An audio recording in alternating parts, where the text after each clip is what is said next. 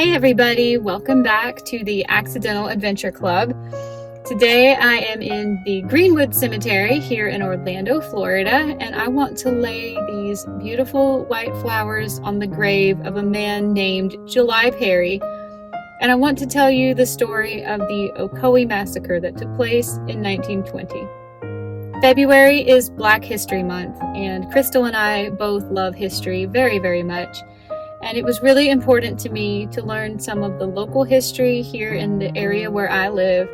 And when I heard about this story about a year ago, I have really wanted to make a video about it ever since. I'm really glad that I have the opportunity here today to leave some flowers on behalf of my community and say I'm sorry to July Perry.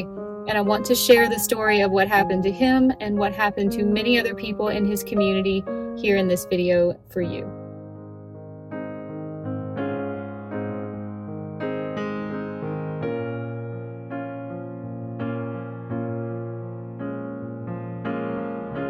In the decades following the American Civil War, Florida underwent a turbulent and deeply contested transformation that laid the groundwork for the racial violence of the early 20th century that we are going to talk about in today's video. During the Reconstruction era, which lasted roughly from 1865 until 1877, formerly enslaved African Americans briefly gained new political and civil rights through constitutional amendments abolishing slavery, establishing birthright citizenship, and protecting male suffrage. In Florida, Black men were given the right to vote and could hold public office and participate in rebuilding civic institutions for the first time in American history. This progress, however, was met with fierce resistance from white Floridians who sought to restore pre-war racial hierarchies. While Reconstruction formally ended in 1877, federal oversight was withdrawn from southern states, allowing white-controlled governments to systematically dismantle these gains. Over the next several decades, Florida, like much of the South, constructed a rigid system of Jim Crow laws enforcing racial segregation and Black disenfranchisement through poll taxes, literacy tests, white-only primaries, and the constant threat of violence. Lynching, intimidation, and economic retaliation became tools to suppress Black political participation and maintain white supremacy. By the early 1900s, African Americans in Florida lived under a legal and social order that denied them meaningful protection under the law, even as the right to vote remained nominally guaranteed by the Constitution. This climate of exclusion, racial terror, and state-sanctioned inequality shaped the environment in which the Ocoee Massacre occurred, making the events of November 1920 not an isolated eruption of violence, but the result of decades of deliberate political and social repression. The Ocoee Massacre was one of the deadliest incidents of racial violence in United States history. In 1920, Ocoee was just a compact rural settlement centered around citrus farming, with homes, churches, and businesses clustered closely together. It was a tight-knit community where political power, land ownership, and social control were highly concentrated. The total population consisted of only about 1,000 to 1,200 residents, according to the 1920 census. The African American population was estimated to be only several hundred people. The Black residents owned land, operated businesses, built churches, and formed a stable middle class despite the restrictions imposed by Jim Crow segregation. This population existed alongside a white political structure that was working aggressively to suppress Black participation in civics and community matters. By 1920, Florida had effectively neutralized the 15th Amendment, which gave Black males the right to vote, by implementing poll taxes that the Black men were unable to pay, literacy tests that they were unable to pass, and bold, outright intimidation. Black voter application and registration was rare and often dangerous. Nevertheless, a small number of African American citizens in Orange County remained determined to exercise their constitutional right to vote. The national election of 1920 took place during a period of intense racial tension across the entire United States, and Florida was no exception to that situation. The resurgence of the Ku Klux Klan during post-World War I labor unrest and widespread white resistance to black population participation defined this whole era. In Orange County, Florida, white officials and private citizens actively worked openly to prevent black residents from voting.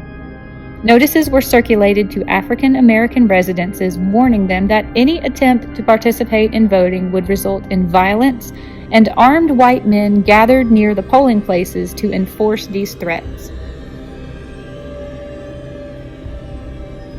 Election Day was November 2nd, 1920, and 2 black citizens of Ocoee decided to attempt to go vote despite the warnings.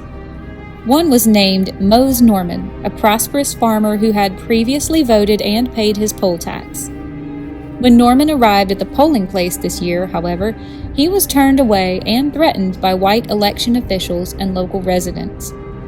Norman did not attempt to force entry, he did not attack anyone, and he did not disrupt the polling place.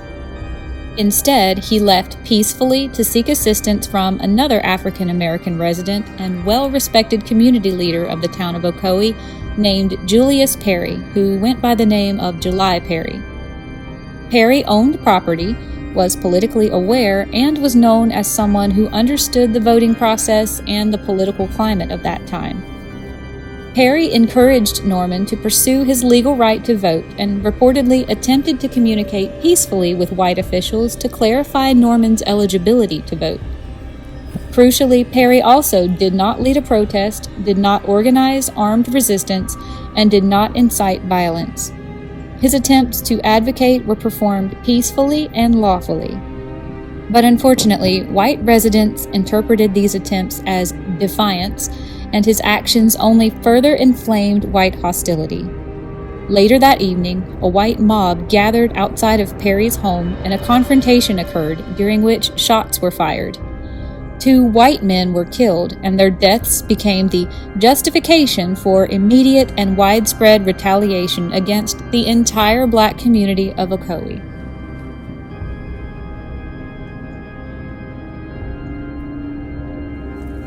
As night fell on November 2nd, hundreds of white attackers, many of them armed and some even reportedly deputized by local authorities, descended on Ocoee's black neighborhoods. The violence continued throughout the night and into the following day. Homes, churches, and businesses were set ablaze. African American residents were shot as they fled burning structures or attempted to escape into the nearby swamps. Estimate number of the black victims vary widely, with contemporary accounts minimizing the toll, but later investigations acknowledge that the true number may never actually be known.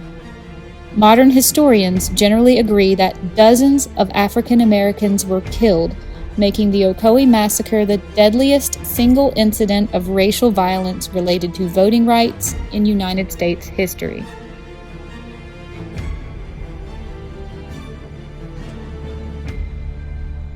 As for July Perry, he was captured by white vigilantes and dragged to Orlando, where he was placed in jail.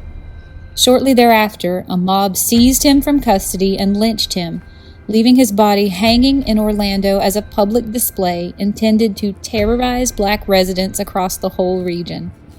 No one was ever convicted for Perry's murder, nor for the mass killings that took place in Ocoee.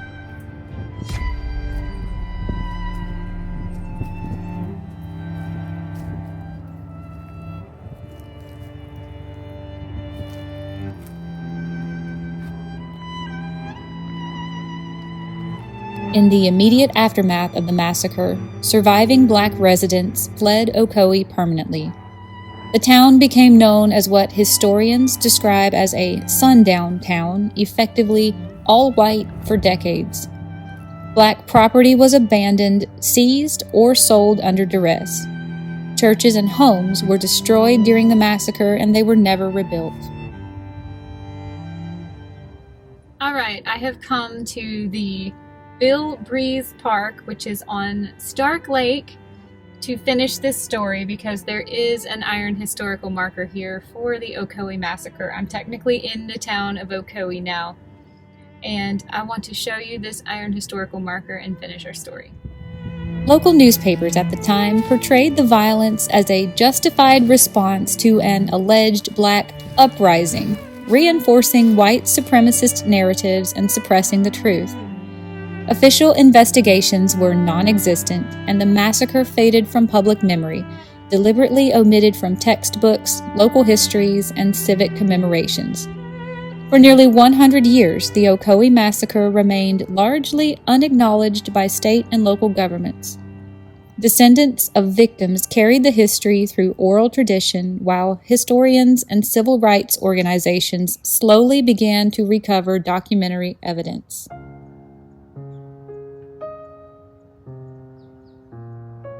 In the late 20th and early 21st centuries, scholars, journalists, and advocacy groups renewed efforts to bring the massacre into public awareness. These efforts emphasized its connection to voter suppression, racial terror, and the broader national struggle for civil rights.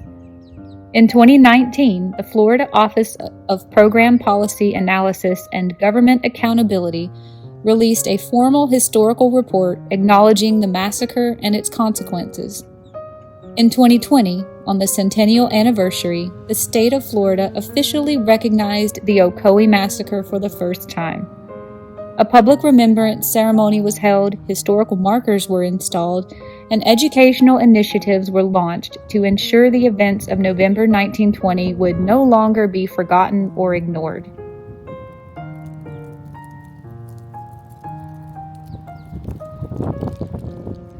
The Ocoee Massacre stands as a stark example of how violence was used to dismantle black political power in the Jim Crow South.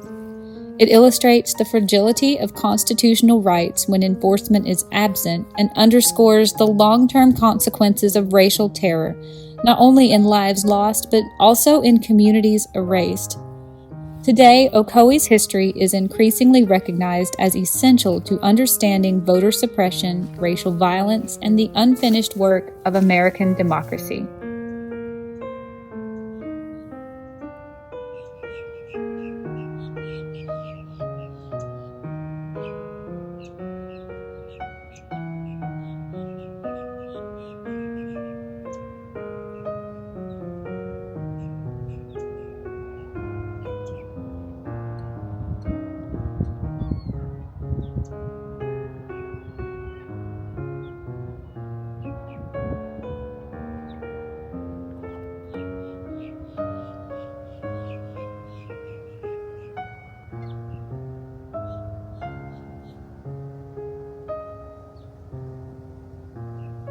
I was just about to leave town and I saw this awesome mural, so I wanted to be sure to include it in today's vlog. Isn't that awesome? July Perry Memorial Highway, designated 2020 Legislature of Florida.